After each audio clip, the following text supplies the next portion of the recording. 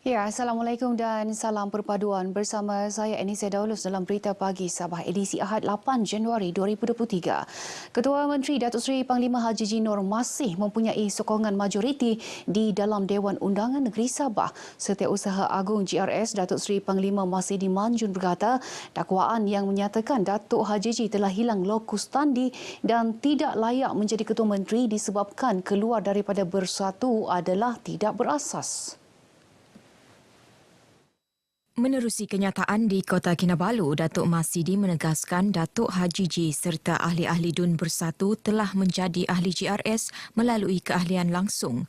Katanya adalah tidak wajar membuat andaian semata-mata dengan memberikan maklumat tidak berasas berkenaan status GRS kononnya hanya parti gabungan dan bukanlah sebuah parti politik. GRS telah didaftar dan diluluskan secara rasmi oleh Jabatan Pendaftaran Pertubuhan Malaysia dan penggunaan logo GRS telah dibenarkan Suruhanjaya Pilihan Raya SPR untuk membolehkan anggota parti GRS terlibat dalam proses pilihan raya. Ini bermakna GRS merupakan sebuah parti politik mengikut takrifan parti politik seperti yang dinyatakan dalam Perkara 160 Perlembagaan Persekutuan.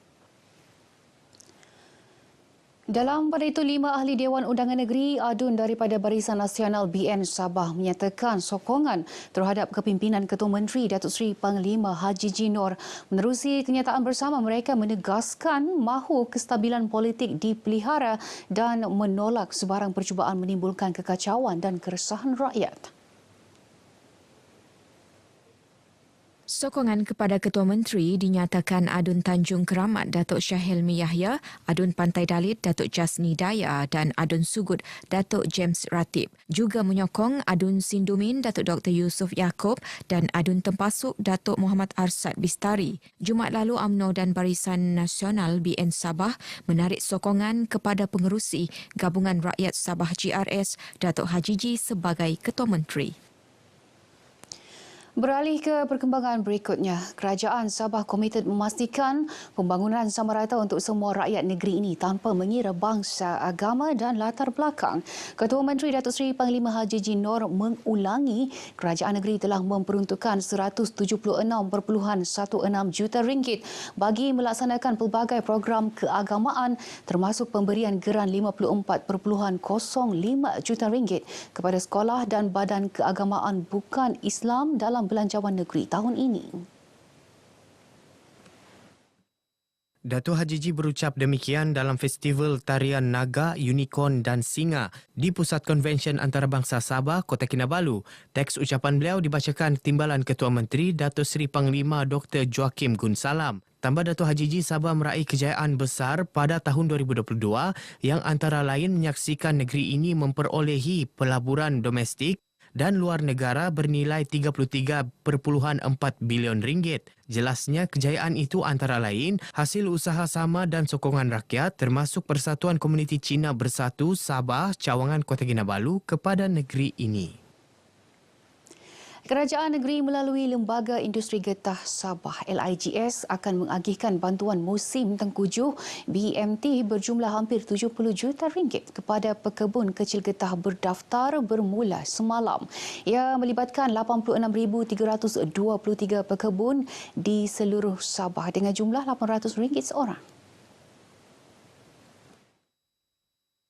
Ketua Menteri Datuk Seri Panglima Haji Haji Nur berkata, bantuan bagi meringankan beban yang dihadapi pekebun kecil getah yang terkesan akibat cuaca tidak menentu serta penyakit daun luru getah yang melanda seluruh dunia ketika ini. Tambahnya, kerajaan negeri juga meneruskan pembayaran insentif harga getah berjumlah RM20 juta kepada pekebun kecil getah dan turut memperuntukkan RM16.35 juta kepada LIGS bagi pembangunan subsektor komoditi getah dalam belanjawan 2023. Beliau berucap dalam majlis penyerahan bantuan musim tengkujuh kepada pekebun kecil getah negeri Sabah di Tuaran.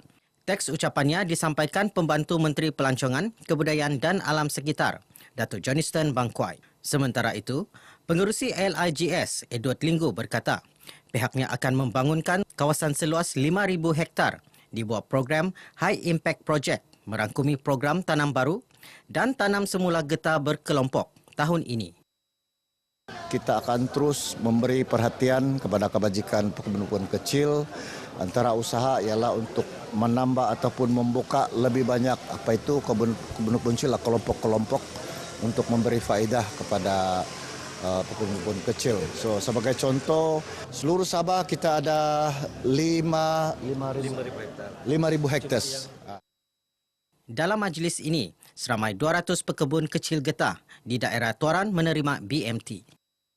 Saya mengucapkan terima kasih pada pihak Kelembagaan Industri Sabah sebab telah memberi kami BMT ini, dan saya akan menggunakan ini BMT dengan sebaik-baiknya untuk perbelanja seharian.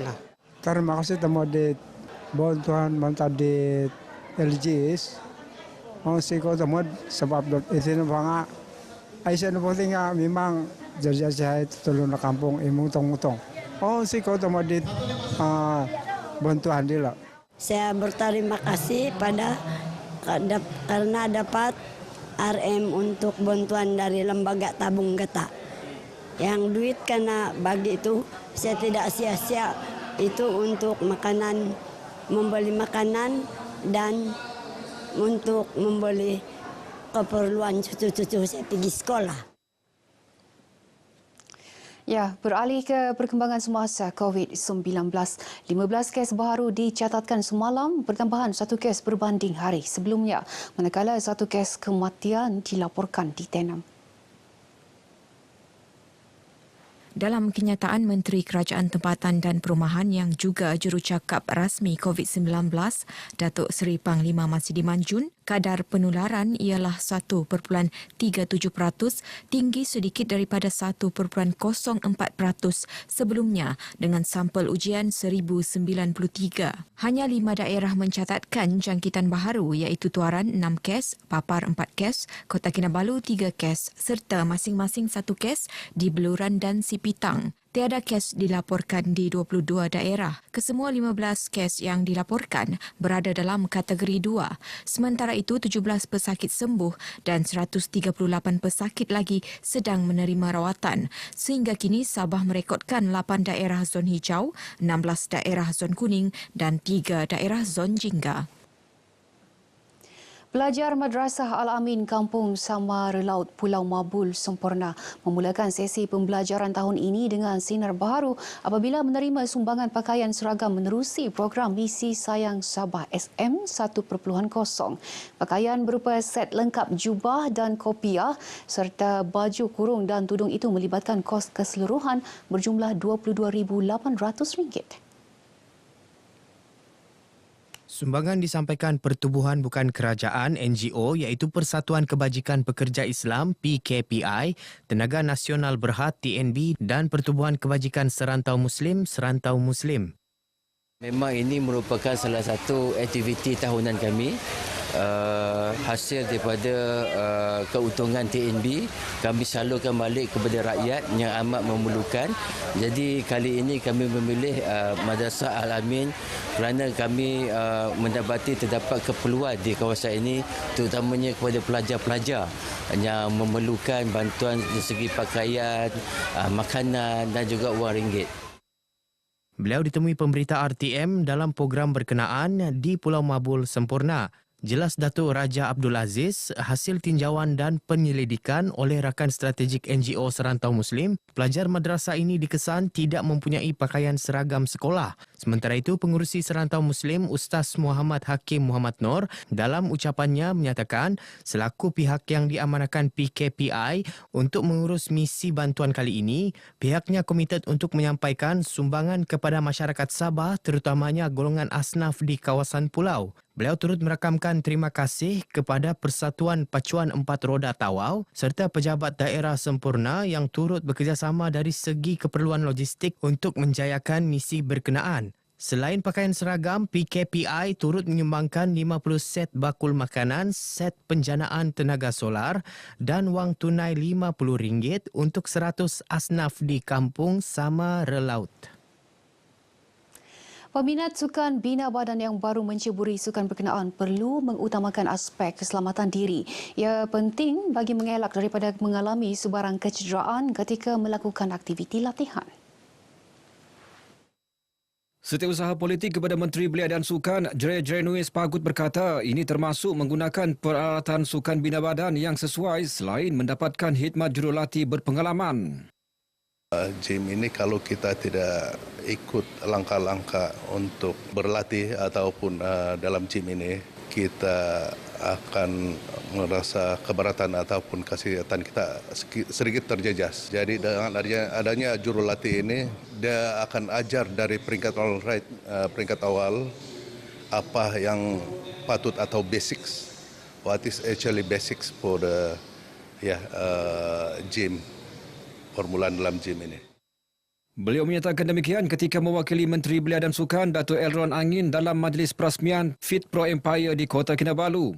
Sementara itu, pengasas Fit Pro Empire, Shaznifa Zakaria memberitahu, dalam memastikan peminat sukan bina badan mendapat latihan yang sesuai, pihaknya sentiasa memantau aktiviti latihan yang dilaksana bagi mengelak berlakunya sebarang kecederaan. What we do, we mentor them to teach them how to properly teaching the client, okay? Like what Encik Paulus said just now kan, kami untuk trainers ni sebenarnya, bila kamu datang kepada trainers, one thing that the most important is kami tidak mahu ada injuries. Sabah pernah mencapai kegemilangan sukan bina badan dengan kejayaan atlet bina badan wanita Mailura Dora Jimmy merangkul 2 pingat emas dalam WBPF Bodybuilding and Physique Sport Championship 2021, Tashkent, Republik Uzbekistan. Baik, sekian berita pagi Sabah kali ini. Lebih banyak perkembangan boleh diikuti melalui platform RTM. Saya Anisia Daulas. Assalamualaikum dan salam perpaduan. Malaysia.